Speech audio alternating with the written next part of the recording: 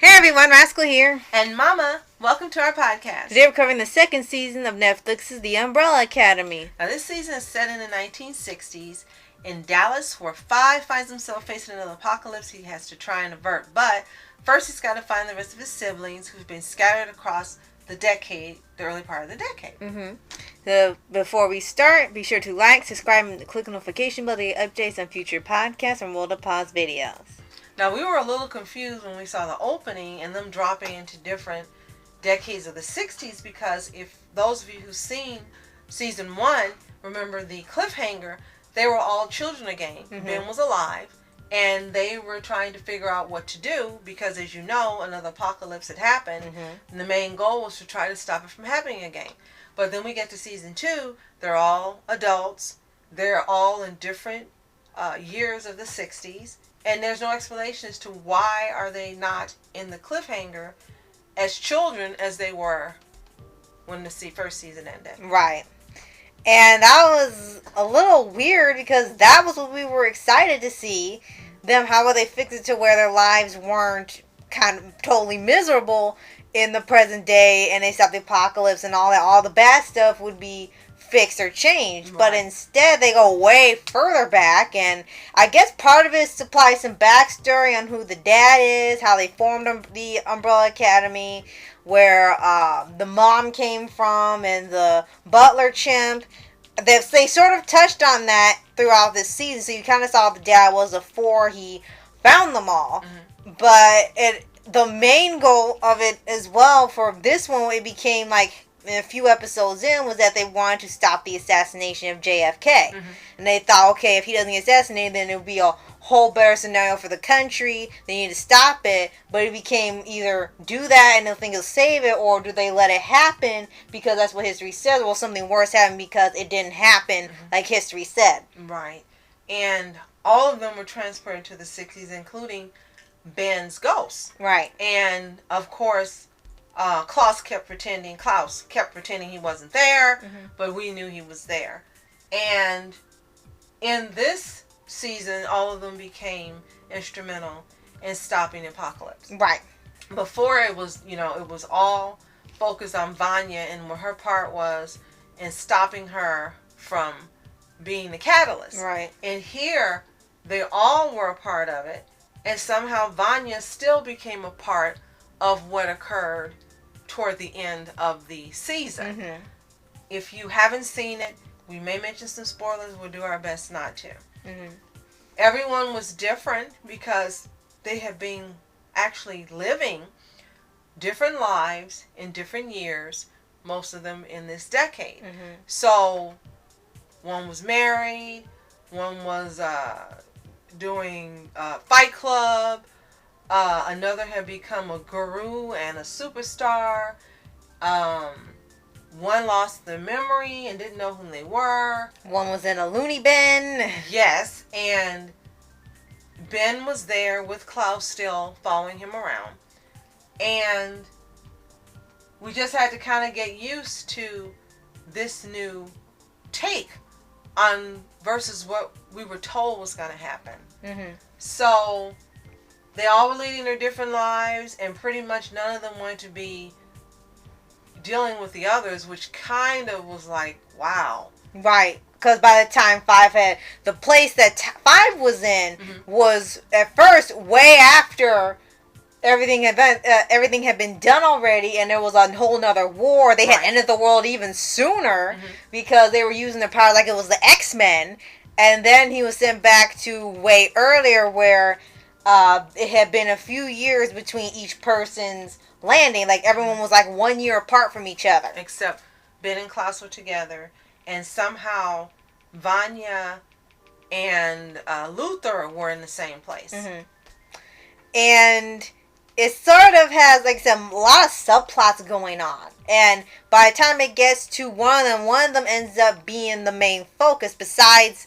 one having the stopping the assassination. The other part was one of them ended up becoming a bigger part of the story, as you said. And a person's kid who you weren't sure had any importance or not ends up being an important thing towards the end of the season. And they had escalation. Right. And in the 60s, you didn't have discussions about autism or autistic children, but in this version, they are using the term autism as if it was a regular term. In fact, they actually talk about all the current event things, minus the pandemic. They pretty much cover all these social commentary issues of today then, as if, I guess they were saying nothing changed or something, I'm not sure. With each character represented a particular thing, and they all had their part in it, and them kind of going against the discrimination of all these different groups during that time period. So how it starts out is Hazel, if you remember Hazel from season 1 and you've seen it, he was one of the assassins who were trying to kill 5 in season 1. Well, he finds 5 in this season and gives him information that this is what you need to do to prevent the end of the world, because there's another apocalypse now versus the one that it ended with in season 1. Right. And then Hazel is murdered, and then 5 is left to try to do what Hazel asked. And he really respected him coming to him and telling him and trusting him, because again in season 1, Hazel and Cha-Cha chased him everywhere trying to murder him. But Hazel ended up having a change and a different life, and he trusted 5 and went to tell him the truth. So that's how it starts off, with knowing what's going on. Right. Besides seeing them dropped in the different years of the decade, this is where we find out, okay, there's another apocalypse, something else has happened. Hazel lived, okay, now Hazel's murdered, Cha-Cha's gone, we see no evidence of Cha-Cha even still being alive. I think she was taken out in the season 1, if I remember correctly. Right.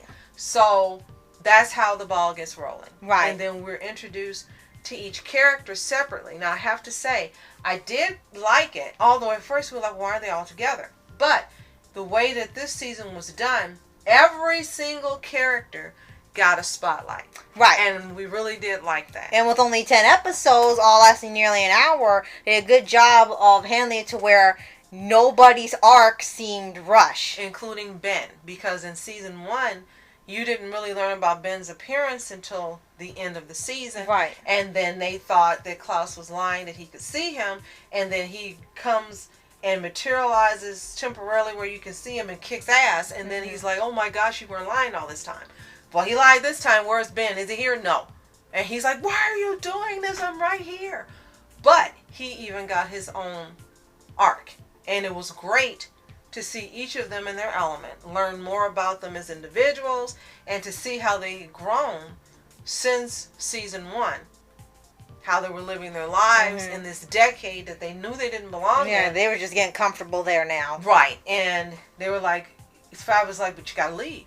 We don't belong here. We've got to leave. And they were like, I don't want to go. But you can't be here. You don't belong here. And we all have to get out of here. So 5's main goal began being to save his brothers and sisters, getting them out of the 60s and back to, I think it was 2019.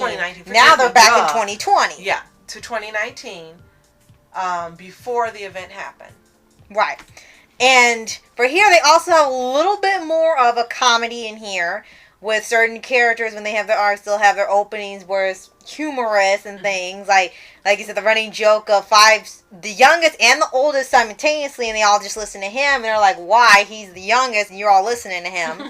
And then Klaus has some interesting scenes where he unintentionally became a cult leader. He wasn't trying to do that. It's just that he said something while he was high, quoted song lyrics, and suddenly they thought he was the most profound man in the known universe, and just these people just started following him, and he was like, oh no, I didn't ask for this. The actor that plays Klaus, Robert Sheehan, we've seen him be Klaus, nothing but Klaus. Season 1, most of season 2. But then he ends up acting as another character. And you know all of these actors are just great, fabulous actors. Favorites number 5. But you see Sheehan perform as someone else so convincingly that for a minute you're like, wait a minute, this is not him. He's Klaus. he did it so well. You were like floored. Mm-hmm. Like, this guy, oh my gosh, you knew he's a fantastic actor. But to sit in the same episode and be two people, and you're watching and you're knowing they're not that person, but he's acting exactly like that person, and you're like, wow. So again, not only was each character allowed to have a focus and shine, but every single actor in here was allowed to shine, and you see their essence and the excellence in what they do. Right. So that's what made, for me, season 2 fantastic in terms of being able to really see what every single one of them were capable of as characters on the show and as individual actors in their own merit. Right. And they also have a focus on the Time Bureau, which they kind of have, at this point, attempt to just wipe out altogether, because it seems like it's causing nothing but trouble because everyone in there is a dictator. So Kate Walsh is back as the handler. Yes. And the handler has her own arc and got a lot of time in here this season as well. So it ended up being, like I said, sharing arcs with everybody, including the antagonist. And then it's sort of also, with the 2 plots we mentioned, being about taking them down, because it seemed like they really weren't fixing much else other than making sure no one screwed with time. They were dictators. They treated their workers like garbage. They were elitists. They killed people for the sake of doing it and saying it's to make sure timelines are right. So it also became about, putting someone in charge that wasn't just making it into an assassination thing and covering up as saying keeping time straight. And doing things for their own benefit. Not caring about what the purpose of the Time Bureau really was, just wanting their own interests satisfied. Right. So, yeah, you have all these plots going simultaneously, and then by the end, you're going to have a new problem, of course, because who knows how many seasons this is going to have, depending if they're following the comic or they're going with their own story.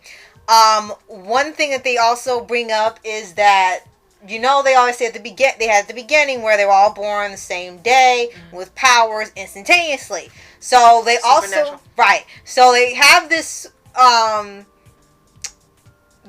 hint. Well, it's not really a hint. They kind of suggest it with another character that comes in, that there's more than just 7 of them.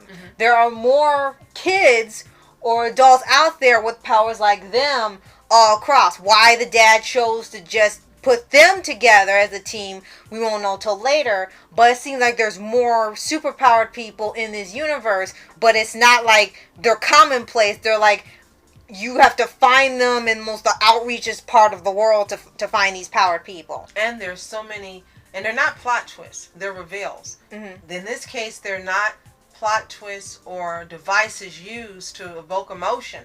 These are different changes in the story that, based on the comics, were already there. And now they're being revealed, and every time when it gets to like the last 3 episodes, it's a roller coaster ride. One thing that I want to mention that we found out when we were watching